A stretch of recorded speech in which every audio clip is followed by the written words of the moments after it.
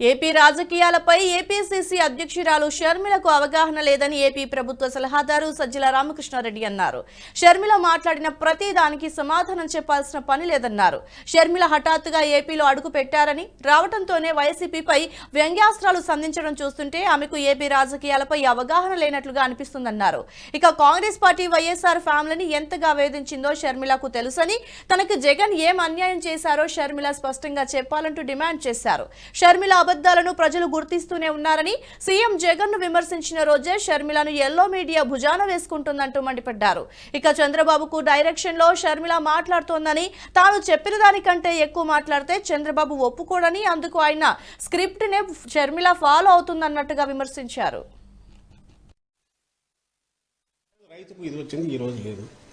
అసలు ఎక్కడ రైతులకు సంబంధించి ఈ రోజు ఇచ్చినంత భరోసా, అది నేమ్ సబ్సిడీలు కానీ, ఇంకో ఇన్పుట్ సబ్సిడీ కానీ, క్రాప్ ఇన్సూరెన్స్ కానీ. క్రాప్ ఇన్సూరెన్స్ లేదంటారు.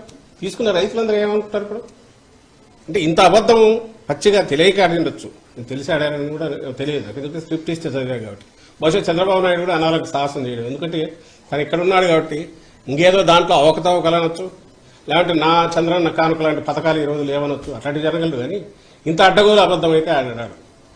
ఆమె అంటుంది, ఆమె తిట్లు తింటుంది లేనుకొని స్క్రిప్ట్లో రాయించాడేమో తెలియదు చంద్రబాబు నాయుడు గారు. కానీ అది అందరికీ తెలుసు, మీకు మీడియాకు తెలుసు, అందరికీ తెలుసు. ఈరోజు వాటికి మరింత పదును ఎలా పెరిగింది. ఆరోగ్యశ్రీ ఆ రోజు ఉన్న దాని దగ్గర ఈరోజు 3000 ప్రొసీజర్స్ ఎట్లా పెంచారు, 25 లక్షల వరకు లిమిట్ ఎట్లా పెంచారు, ఎలిజిబిలిటీ 5 lakh per annum ఎట్లా చేశారు, 80%, 85-90% దాకా ప్రజలు ఎట్లా కవర్ అవుతున్నారు, కుటుంబాలు కవర్ అవుతున్నాయి. ఇవన్నీ నిజం కదా. ఫీజు రీయింబర్స్మెంట్ అప్పట్లో 30-35 వేలు ఇస్తున్నది, ఈరోజు 100% ఇస్తున్నది. నిజం కాదా? మరి ఎట్లా రాగలిగారా? ఇక్కడ నేమ్ ఎనీథింగ్.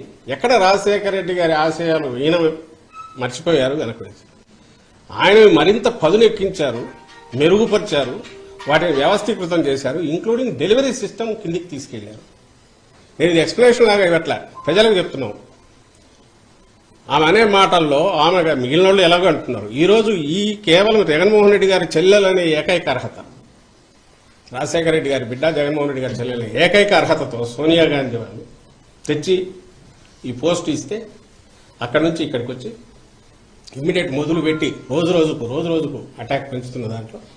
ఈ వీడియో మీకు నచ్చినట్టయితే లైక్ చేయండి, 10 మందికి షేర్ చేయండి. అలాగే కామెంట్ల రూపంలో మీ అభిప్రాయాలను మాతో పంచుకోండి. Nationalist hub group of channels ను సబ్స్క్రైబ్ చేసుకుని తెలుగునాట జాతీయవాద జర్నలిజాన్ని ప్రోత్సహించండి. ఈ వీడియో కింద ఉన్న బెల్ ఐకాన్ పై క్లిక్ చేయడం మర్చిపోవద్దు.